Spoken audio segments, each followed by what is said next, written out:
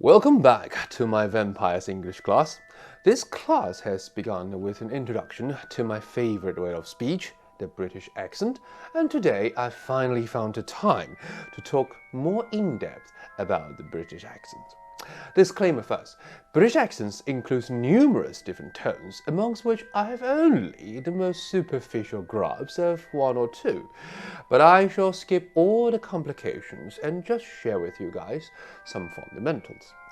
I have talked a bit about the basics before, such as the R's and the A's. Now let's delve deeper into the tones of the accent.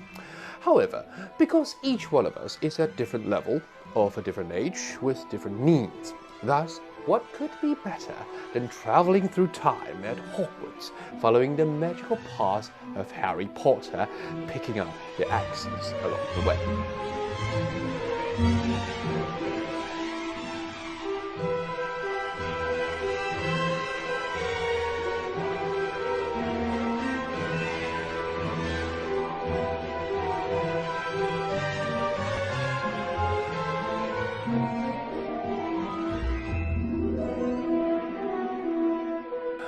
Before we start, let's first take a look at this classic scene where the young Hermione demonstrates how to do the lifting spell. Wingardium Leviosa. Stop. You're going to take someone's eye out. Besides, you're saying it wrong. It's Leviosa, not Leviosa. You do it then if you're so clever. Go on. Wingardium Leviosa. Wingardium Leviosa. Children tend to speak more slowly, and the talks are a great entry point for learning tones. Just like what Hermione is showing here, the key to mastering accent lies in the stresses. It's Leviosa, not Leviosa. The British accent can, when accelerated, sound like a machine gun, with all but the emphasized words being fired rapidly and at the same level. In this instance, we can hear Hermione placing stresses on going, I, wrong. So let's try to stress only these words. You're going to take someone's eye out. Besides, you're saying it wrong. It's Leviosa, not Leviosa. Now, emotion also plays a major part in tone. Let's look at when Harry gets angry with Professor Lockhart. You're a fraud. You've just been taking credit for what other wizards have done. Is there anything you can do? Harry Potter has a quite neutral accent, which makes it easier for us to pick up. Here, he is stressing on fraud and other. So let me try this for you. You are fraud. You've just been taking credit for what others wizards have done. Notice how I built up my momentum before the sentence reaches other? So the first point will be catching the stresses in sentence, and this is best achieved during the first two films, when the characters are still young and the lines are less complicated. As I was saying, emotion plays a huge role in making you sound natural. It is quite unfortunate, even disgusting, to listen to the monotonous reading in our classrooms. In fact, the greatest difference between accents is how different people express emotions. When Harry and his friends reach adolescence, their lives get more complicated and conflicts become more apparent, more daring, and more public.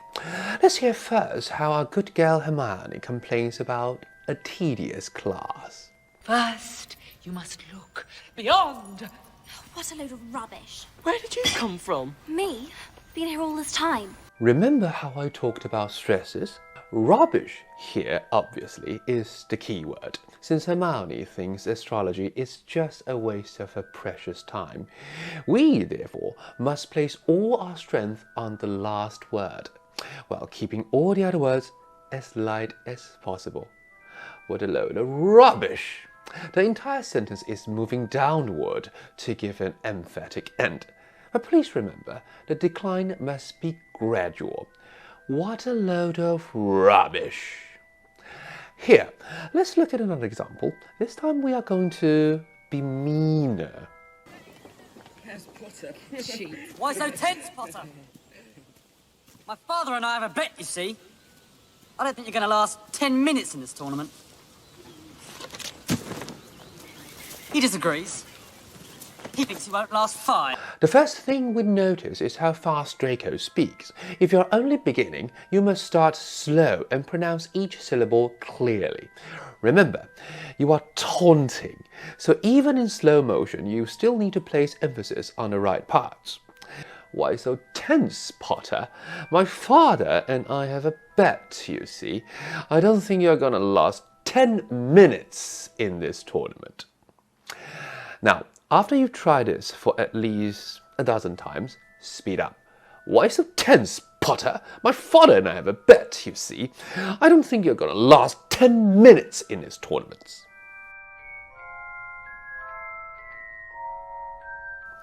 Our final goal, of course, is to integrate the techniques into our real-life conversation.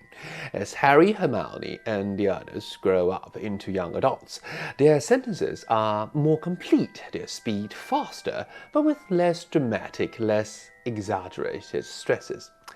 Here is one example. Maybe you could tell me now. The Sword of Gryffindor. It's goblin made. Brilliant. No, you don't understand. Dirt and rust have no effect on the blade. It only takes in that which makes it stronger. A more advanced technique is to weaken all the little words, or words that exist mostly for the sake of grammar or syntax, but with no significant meaning. I must say that Emma Watson's is by far the best performance amongst the young actors. Notice how she emphasizes on the words that carry the whole sentence, while not overdoing it. Let's do this slowly first. The Sword of Gryffindor is goblin made. Brilliant. No, you don't understand. Dirt and rust have no effect on the blade. It only takes in that which makes it stronger. Now faster. The Sword of Gryffindor is goblin made. Brilliant. No, you don't understand. Dirt and rust have no effect on the blade. It only takes in that which makes it stronger. You might think that the fast version is enough. However, in the latest 20th anniversary reunion, Return to Hogwarts, we can see how they actually talk. There is like such a collection of like shared memories and stuff that we just all did together that is immediately very easy to be like to sort of slip back into where you were. Here, Dan's English is that of an average British London-based adult. We can hear him using a lot of fillers, especially like. And this is because when we're talking, we always need some space to pause and think so that we can continue with our train of thoughts. Let me demonstrate. But there's like such a collection of like shared memories and stuff that we just all did together that is immediately very easy to be like to sort of slip back into where you were. And here, our lesson is almost complete.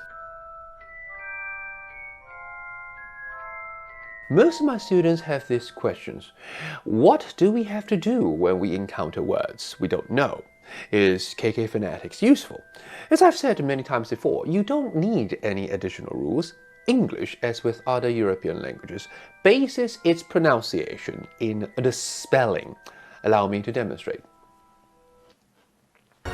Accio, the sound of the spell.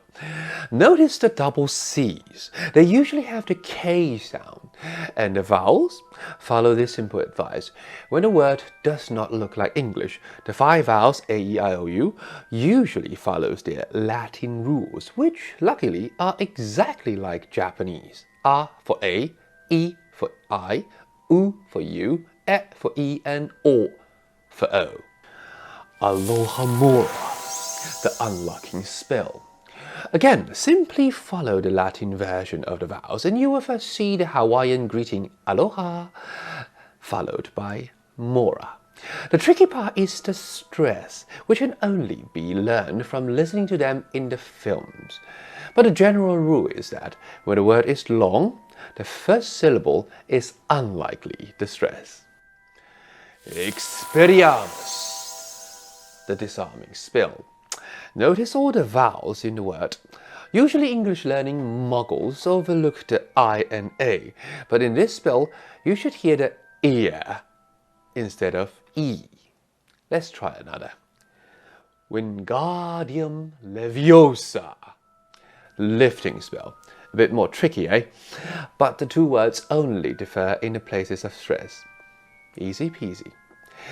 So, using all that we've learned, let's do the last spell. Avada Kedavra!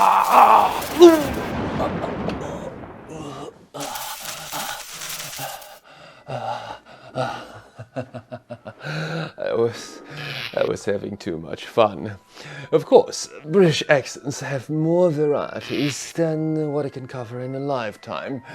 A lot of the more idiosyncratic ones are unlearnable for me. I can teach you how to bewitch the mind and ensnare the senses. I can tell you how to bottle fame, brew glory, and even put a stopper in death. Oh God, that is just too sexy. But this is exactly why the British accent is so charming. Without any outward agitation, without accelerating too much, our emotions can be expressed in such an elegant, classy way that, well, anyone who wishes to follow the path of the nobilities, the vampires, must inevitably obey. Now, follow me and join CATCHPLAY Plus. Click into HBO Go, enter platform 9 3/4, and hop on Hogwarts Express to watch all Harry Potter films, the prequels, the Hogwarts Tournament of Houses, and the 20th anniversary Return to Hogwarts. Watch them again and again until you are no longer a muggle, until your Expecto Patronum spell is casting a deer. After all this time. Always.